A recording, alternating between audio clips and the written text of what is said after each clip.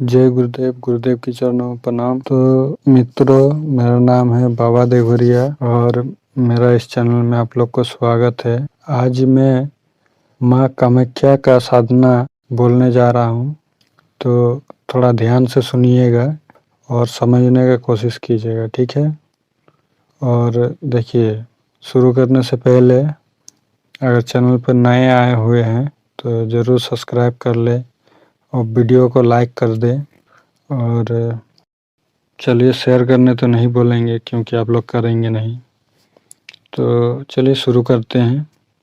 प्राचीन काल में जब भगवान शिव सती के वियोग में विलप करते हुए उनका शरीर लेकर घूम रहे थे, तब विष्णु जी ने सुदर्शन चक्र से सती के शरीर को खंड खंड कर दिया, जिससे महादेव का मोह भंग हो सके। उनके शरीर के दिव्य अंग जहाँ जहाँ गिरे वहाँ वहाँ आदि शक्ति के ये दिव्य अंग सिद्धपीठ के रूप में अवतरित भगवती सती का योनि भाग गिरा, वहाँ स्थापना कामाख्या नाम से प्रसिद्ध हुआ। प्रत्येक सिद्धपीठ में भगवान शिव भैरव रूप में शिवा के साथ स्थापित हो गए। शिव ने देवताओं से कहा, जो मनुष्य स्वभक्तिपूर्वक इन दिव्य स्थानों पर शक्ति की उपासना करेंगे, वहाँ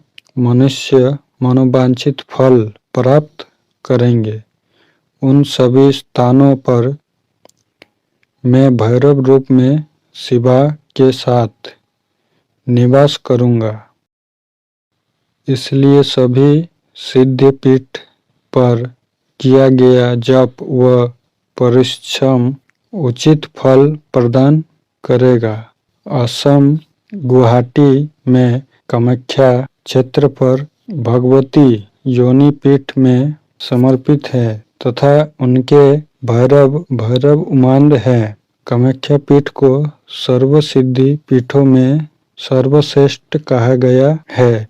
इसलिए इन तेजस्विनी शक्तिपीठ पर तांत्रिक व विद्वान लोग अनेकों प्रकार से तंत्र अनुष्ठान करते हैं।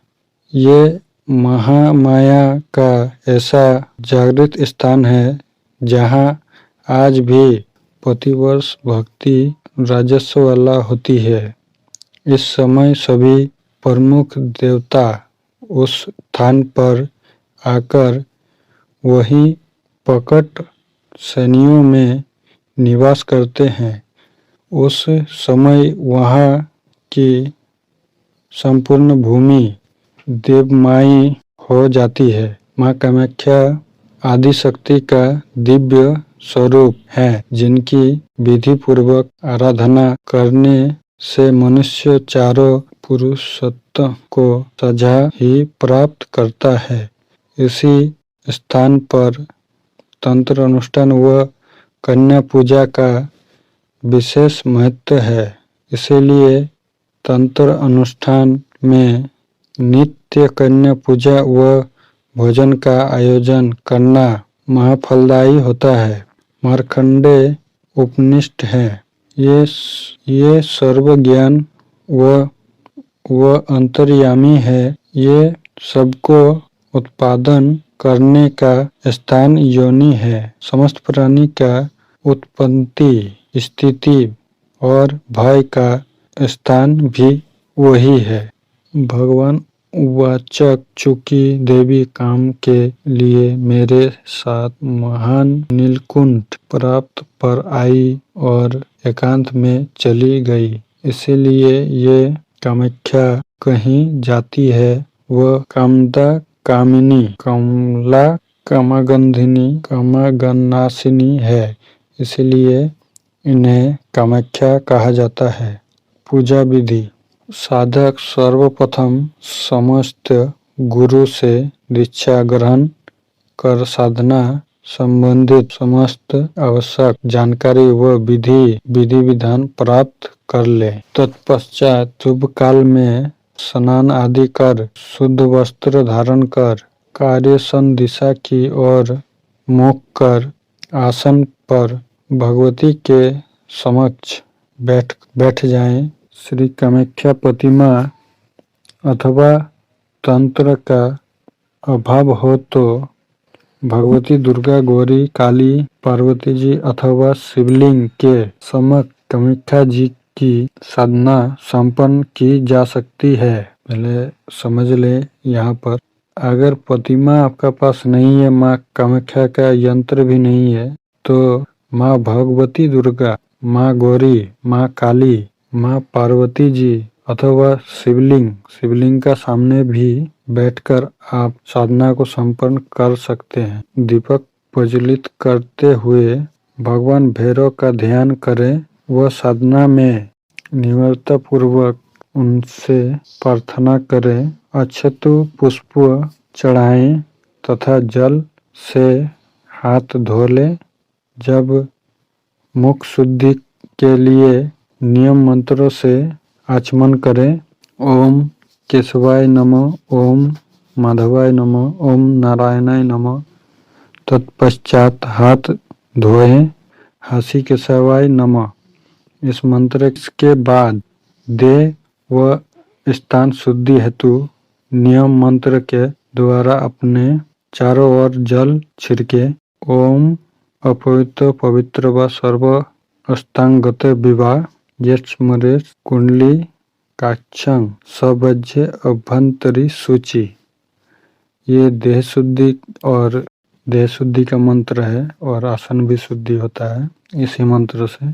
और मैं आगे भी बता रहा हूँ, ध्यान पूर्वक ये सब समझिए, ठीक है। तो देह शुद्धि का मंत्र इस तरह हम बताएं पहले, और एक बार बोल दे रहा हूँ। ओम अपवित्र पवित्र व सर्वास्तंगते विवाह यस्मरे कुंडलिकाक्षं सवज्य अभ्यंतरी सूची। इसके बाद आसन के नीचे पूर्वाधिक भाग में त्रिकोण मंडल बनाकर नियम मंत्र द्वारा पृथ्वी आसन पूजन करें। ओम ह्रीम, हिंग भी बोल सकते हैं लेकिन हम ह्रीम बोलते हैं, मेरा आदत है। ओम ह्रीम आद्य शक्तिये नमः, ओम कुर्माय नमः, ओम अनंताय नमः, ओम पृथ्वीये नमः। इस तरह से मंत्र बोलेंगे। धरती को शुद्ध करने के लिए जहाँ आप बैठते हैं पृथ्वी को शुद्ध करना पड़ता है। आसन का नीचे वहाँ पर हाथ रखेंगे और त्रिकुंड बनाएंगे, ठीक है। और इस तरह बोलेंगे। ओम ह्रीम आद्य शक्ति नमः, ओम कुर्माय नमः, ओम अनंताय नमः, ओम पृथ्वीये नमः। तत्पश्चात त्रिकोण का स्पष्ट करते हुए भूमि स्थापना करें। इस मंत्र को फिर से आपको बोलना है। हम और मंत्र बता रहे हैं, इसको ध्यान से सुनिए। ओम पृथ्वी तत्य तुतालोका देवी तय तब विष्णुना धूता तत्च धर्नाय माँ देवी पवित्र कुरुच आसनम। इस तरह मंत्र बोलेंगे। मनोवचन के साथ भूमि का आसन पर पुष्प अक्षत मतलब तो जानते ही है, शिव पूजा जो करते हैं उनको पता है।